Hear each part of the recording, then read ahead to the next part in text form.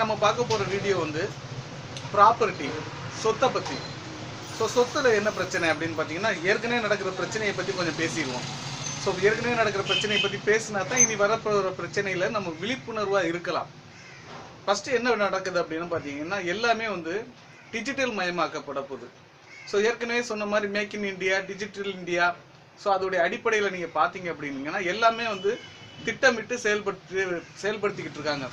First எடுத்த உடனே நம்ம பார்க்க போகல, எல்லாருக்குமே வந்து அது பேங்க் அக்கௌண்ட் கண்டிப்பாக தேவை அப்படின்னு ஒரு அறிக்கை நடந்துச்சு. ஸோ அதில் வந்து ஓரளவுக்கு எல்லாருமே விழிப்புணர்வு தான், நம்மளுக்கு தானே அக்கௌண்ட் ஓப்பன் பண்ண சொல்கிறாங்க அப்படின்னு. ஸோ அடுத்தது டேக்ஸ் ரிட்டர்ன் ஃபைல் பண்ணையில் உங்களுக்கு வந்து பிளாக் மணி நீங்கள் வச்சுருக்கீங்க அப்படின்னு பார்த்தீங்கன்னா அதை பற்றி ஒன்றும் தவறு கிடையாது. உங்களுடைய பிளாக் மணியை நீங்கள் ஒயிட் மணி ஆக்கிக்கிறதுக்கு உங்களுக்கு ஒரு 6 மாதம் அவகாசம் தர்றோம். ஸோ நீங்கள் உங்களுடைய பிளாக் மணியை ஒயிட் மணி ஆக்கிக்கங்க அப்படின்னு சொல்லி ஒரு 6 மாதம் உங்களுக்கு டைம் தர்றாங்க. ஸோ அந்த வாய்ப்பை பயன்படுத்தி ஒரு 130 கோடி ரூபாய் வந்து கவர்மெண்ட்டுக்கு இன்கம் வந்துச்சு இந்த பிளாக் மணியில். ஸோ அவங்க வந்து என்னுடைய பிளாக் மணியை நான் ஒயிட் மணி ஆக்கிக்கிறேன், இவ்வளோ நாள் நான் ஒழிச்சு வச்சுட்டேன், அல்லது நான் கணக்கு காட்டாமல் வச்சுருந்தேன், நான் கணக்கு காட்டிக்கிறேன், நான் அதுக்குள்ளே டேக்ஸை கட்டிடுறேன் அப்படின்னு சொல்லி அதில் கிடைக்கும்போது ஒரு வந்து அறிக்கை விட்டுருந்தாங்க. ஸோ அடுத்தது ஏன் இந்த மக்களுக்கெல்லாம் அக்கௌண்ட் ஓப்பன் பண்ண சொன்னார் அப்படிங்கிறத நீங்கள் வந்து ரொம்ப ஆழமாக பார்த்தீங்க அப்படின்னா, எல்லாருக்கும் அக்கௌண்ட் இருக்கணும்னா இப்போ நடக்கிற இந்த மணி ப்ராப்ளம், உங்களுடைய எல்லா கரன்சியும், அதாவது 500 1000 நோட்டு கரன்சி எல்லாமே ரிசர்வ் பேங்க் வந்தே ஆகணும். உங்களுக்கு புது கரன்சி கொடுக்கப்படும், இருக்கிற இப்போ கரன்சி வந்து உங்களுக்கு செல்லாது அப்படின்னு ஒரே ஒரு அறிக்கை ஒரு நைட்டில் ஒரு 7 மணியை போல் அறிக்கை விடுறாங்க. அன்னைக்கு நைட்டு 12 மணியோட முடியுது அப்படின்னு சொல்லி.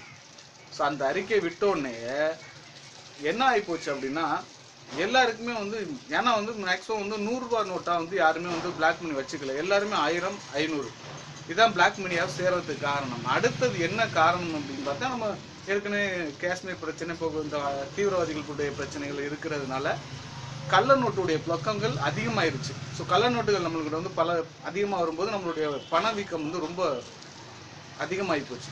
ஸோ அதனால என்ன ஆகி போச்சுன்னா, ஒரு பொருளை கொடுத்து வாங்குறதுக்கு அதிகமான அமௌண்ட் கொடுத்து வாங்குற சூழ்நிலைக்கு நம்ம தள்ளப்பட்டோம். பணங்கள் எல்லாமே முடங்கி போச்சு.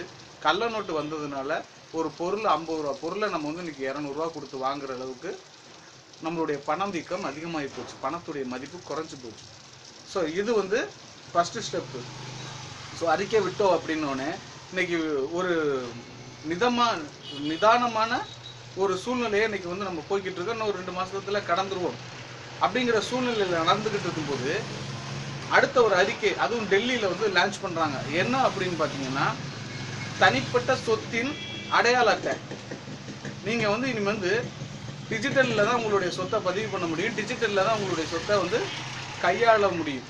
ஸோ வந்து நீங்கள் வந்து ஒரு கரன்சி மார்க்கெட்டில் வந்து நீங்கள் வந்து புதுசாக வந்து ஒரு சொத்தை வந்து கைமாற்றணும், விற்கணும், சேல்ஸ் பண்ணணும், அல்லது ஒரு ரெண்டுக்கு கொடுக்கணும் அப்படின்னாலுமே எல்லாமே டிஜிட்டல் மயமாக்கப்பட்டாச்சு. ஸோ அது வந்து இந்தியாவில் முதல்ல டெல்லியில் லான்ச் பண்ணியிருக்காங்க. ஸோ அது இன்னும் வந்து இந்தியா லெவலில் வர்றதுக்கு இன்னும் கொஞ்சம் நாட்கள் ஆகும்.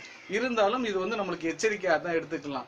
இதை வந்து எப்படி நம்ம எச்சரிக்கையாக எடுத்துக்கலாம், நம்மளுக்கு சொத்து இல்லை அப்படிங்கிற பிரச்சனையில் இருக்கிறவங்க பட்சத்தில் இருக்கிறவங்க ஸோ இதை பற்றி கவலைப்பட வேண்டியதில்லை. ஏன் அப்படின்னு பார்த்தீங்கன்னா, உங்களுக்கு சொத்து ப்ராப்பர்ட்டி இருந்தால் தான், தனிப்பட்ட உங்களுக்கு வந்து சொத்து இருந்துச்சுன்னா அந்த கார்டு தேவை, இல்லாத உங்களுக்கு வந்து கார்டாகவே கொடுத்துருவாங்க. உங்கள் பேரில் ஒரு ப்ராப்பர்ட்டி இருக்கா, அந்த இருக்கும் உங்களுக்கு கார்டு. உங்கள் பேர்லேருந்து பினாமி போக்குவரத்து எதுவுமே இருக்காது. பினாமின்னு வந்து அவருடைய ப்ராப்பர்ட்டி பேரில் இருந்துச்சுன்னா அவருக்கு தான் அந்த சொத்து. ஸோ பினாமி பேர்லேயே நீங்கள் வந்து இனிமேல் சொத்து வச்சுக்க முடியாது. அடுத்தது வரம்புக்குள்ளே வந்துடும் சொத்துக்கள்லாம். இடங்கள் எல்லாமே மக்களுக்கு பிரித்து கொடுக்கப்படும். உண்மையா இல்லையா? டெல்லியில் லான்ச் பண்ணியிருக்காங்க, அதோடைய கார்டு நீங்கள் பார்க்கலாம். அடுத்தது வந்து இந்தியா லெவலில் வரத்துக்கான சூழ்நிலை அதிகமாக இருக்குது. இதில் வந்து இன்னொரு வகையிலையும் பார்க்க போனால் இது வந்து கொஞ்சம் லேட் ஆகிறதுக்கான சூழ்நிலையும் இருக்குது. என்ன காரணம் அப்படின்னு பார்த்தீங்கன்னா, முதல்ல வந்து லைசன்ஸ் வந்து பார்த்தீங்கன்னா டிஜிட்டலில் தான் கொடுத்தாங்க. ஸோ அதோடைய வரவு என்ன ஆகி போச்சுன்னா, இன்னொரு வரைக்கும் வந்து பெரிய லெவலில் அது ரீச் ஆகலை. அதுக்கப்புறம் பழைய ஸ்டெப்புக்கே வந்து கார்டு கொடுக்க ஆரம்பிச்சிட்டாங்க, எப்பவும் போல் ஐடி கார்டு மாதிரி கொடுக்க ஆரம்பிச்சிட்டாங்க. அடுத்தது பார்த்தீங்கன்னா வண்டியுடைய ஆர்சி புக்கு பார்த்தீங்கன்னா அதே மாதிரி கொடுத்தாங்க, ஒரு ஜிப்பு மாதிரி கொடுத்தாங்க. அதை வந்து நீங்கள் ஸ்வைப் பண்ணிவிட்டு உங்களுடைய வண்டியுடைய புக்கு, ஆர்சி இது எல்லாமே நீங்கள் பார்க்கலாம் அப்படிங்கிற மாதிரி சொல்லி கொடுத்தாங்க. அது இப்போ தான் மறுபடியும் லான்ச் ஆகிட்டு இருக்கு. இருந்தாலுமே சில மாவட்டங்களில் அது முழுசாக லான்ச் பண்ண முடியலை. அதுக்கு காரணம் மாவட்ட நிர்வாகமா அல்லது மேலிடமான இன்னும் சரியா தெரியல. இருந்தாலும் இந்த டிஜிட்டல் மயங்கிறது வந்து ஏற்கனவே வந்து வேற கவர்மெண்ட் நடந்துகிட்டு இருக்கும்போது கொஞ்சம் அவனுக்கு இருந்துச்சு. ஸோ இந்த கவர்மெண்ட்ல எல்லாமே கொஞ்சம் ஸ்பீடாகவும் ஒரு திடீர்னு நடக்கிற ஒரு விஷயமாகவும் இருக்கிறதுனால அடுத்த லெவலுக்கு வந்து இந்த தனிப்பட்ட சொத்தின் அடையாள அட்டை இது வந்து வந்துருச்சு வந்துடும் அப்படிங்கிற ஒரு நம்பிக்கையில எதிர்பார்க்கலாம். ஸோ எல்லாருமே வந்து கொஞ்சம் கேர்ஃபுல்லாக இருங்க. உங்களுடைய சொத்துக்களை வந்து சரிப்படுத்திக்கோங்க. எந்த ஒரு பிரச்சனை இல்லாமல் வில்லங்கம் இல்லாமல் சொத்துக்களை பிரிச்சுக்கோங்க. ஸோ அது இல்லாமல் இனி வந்து சொத்து மேலே உங்களுக்கு பிரச்சனை இருக்குது அப்படின்னா குயிக்காக இது வந்து இந்த விஷயம் வந்து தீர்க்கப்படுறதுக்கான வாய்ப்பு இருக்குது. ஏன்னா பேப்பர்ஸை பார்த்து நீங்கள் வந்து உங்களுடைய டீட்டெயில்ஸை எடுக்கிறதுக்கு முன்னாடி ஒரு ஸ்பெப்பிங் கார்டை வச்சு அதை வந்து உங்களுடைய டீட்டெயில்ஸை எடுக்க முடியும். ஸோ ஃப்ரெண்ட்ஸ், இது வந்து ஒரு ஏழைகளுக்கு அல்லது சொத்து வந்து பிரச்சனையாக இருக்கவங்களுக்கு ஒரு நல்ல வாய்ப்பு. இதை வந்து தவறாக பயன்படுத்தணும், சொத்தை வந்து தவறாக பயன்படுத்திக்கிட்டு இருக்க ஆட்களுக்கு வந்து இது ஒரு கசப்பான செய்தி தான். ஸோ ஃப்ரெண்ட்ஸ், வீடியோ பிடிச்சிருந்தா லைக் பண்ணுங்கள், ஷேர் பண்ணுங்கள், சப்ஸ்கிரைப் பண்ணுங்கள். ஏதேனும் கமெண்ட்ஸ் இருந்துச்சுன்னா கண்டிப்பாக எனக்கு கமெண்ட் பண்ணுங்கள். ஸோ உங்களுடைய கமெண்ட்ஸ் வந்து நான் ரொம்ப